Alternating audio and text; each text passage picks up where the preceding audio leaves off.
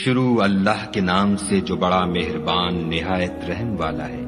اے پیغمبر صلی اللہ علیہ وآلہ وسلم، مسلمانوں سے کہہ دو کہ جب تم عورتوں کو طلاق دینے لگو تو ان کی عدت کے شروع میں طلاق دو اور عدت کا شمار رکھو، اور خدا سے جو تمہارا پروردگار ہے ڈرو۔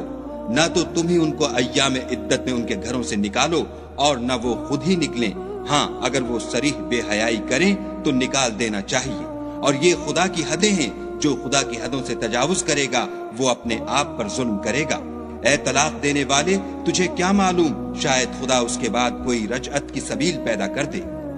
پھر جب وہ اپنی میعاد یعنی انقضاء عدت کے قریب پہنچ جائیں تو یا تو ان کو اچھی طرح سے زوجیت میں رہنے دو یا اچھی طرح سے علیحدہ کر دو، اور اپنے میں سے 2 منصف مردوں کو گواہ کر لو، اور گواہو خدا کے لیے درست گواہی دینا۔ ان باتوں سے اس شخص کو نصیحت کی جاتی ہے جو خدا پر اور روز آخرت پر ایمان رکھتا ہے، اور جو کوئی خدا سے ڈرے گا وہ اس کے لیے رنج و محن سے مخلصی کی صورت پیدا کر دے گا، اور اس کو ایسی جگہ سے رزق دے گا جہاں سے وہم و گمان بھی نہ ہو، اور جو خدا پر بھروسہ رکھے گا تو وہ اس کو کفایت کرے گا۔ خدا اپنے کام کو جو وہ کرنا چاہتا ہے پورا کر دیتا ہے، خدا نے ہر چیز کا اندازہ مقرر کر رکھا ہے۔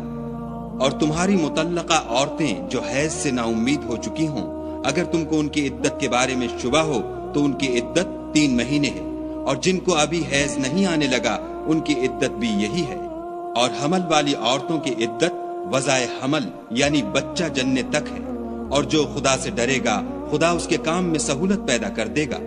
یہ خدا کے حکم ہیں جو خدا نے تم پر نازل کیے ہیں، اور جو خدا سے ڈرے گا وہ اس سے اس کے گناہ دور کر دے گا اور اسے اجر عظیم بخشے گا۔ مطلقہ عورتوں کو ایام عدت میں اپنے مقدور کے مطابق وہیں رکھو جہاں خود رہتے ہو، اور ان کو تنگ کرنے کے لیے تکلیف نہ دو، اور اگر حمل سے ہوں تو بچہ جننے تک ان کا خرچ دیتے رہو۔ پھر اگر وہ بچے کو تمہارے کہنے سے دودھ پلائیں تو ان کو ان کی اجرت دو، اور بچے کے بارے میں پسندیدہ طریق سے موافقت رکھو، اور اگر باہم ضد اور نا اتفاقی کرو گے تو بچے کو اس کے باپ کے کہنے سے کوئی اور عورت دودھ پلائے گی۔ صاحب وسعت کو اپنی وسعت کے مطابق خرچ کرنا چاہیے، اور جس کے رزق میں تنگی ہو وہ جتنا خدا نے اس کو دیا ہے اس کے موافق خرچ کرے۔ خدا کسی کو تکلیف نہیں دیتا مگر اسی کے مطابق جو اس کو دیا ہے، اور خدا ان قریب تنگی کے بعد کشائش بخشے گا۔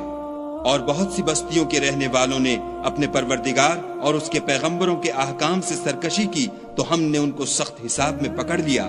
اور ان پر ایسا عذاب نازل کیا جو نہ دیکھا تھا نہ سنا۔ سو انہوں نے اپنے کاموں کی سزا کا مزہ چکھ لیا، اور ان کا انجام نقصان ہی تو تھا۔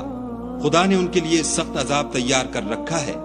تو اے ارباب دانش جو ایمان لائے ہو، خدا سے ڈرو۔ خدا نے تمہارے پاس نصیحت کی کتاب بھیجی ہے،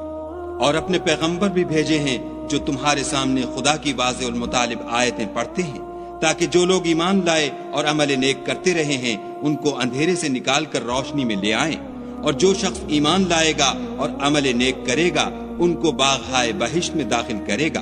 جن کے نیچے نہریں بہ رہی ہیں، ابد الآباد ان میں رہیں گے۔ خدا نے ان کو خوب رزق دیا ہے۔